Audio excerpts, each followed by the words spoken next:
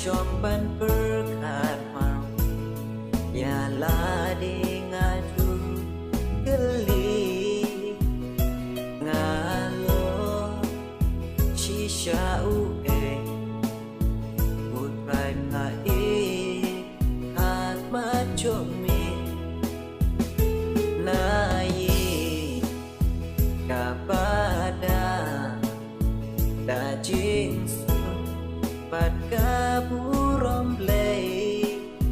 na marjo nga shisha mewan ha deng shitom bertay udai ka jing i dei ka jing i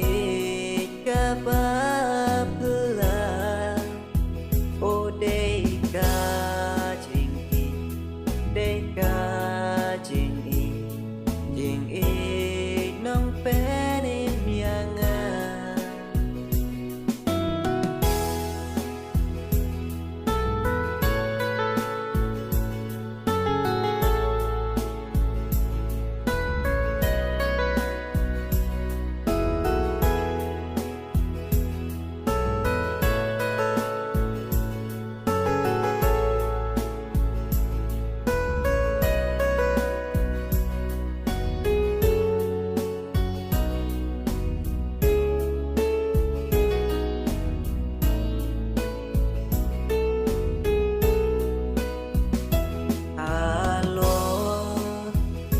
Kading na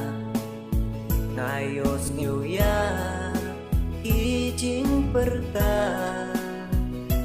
kupa tumapyaki tim yaka ekile shisha ujing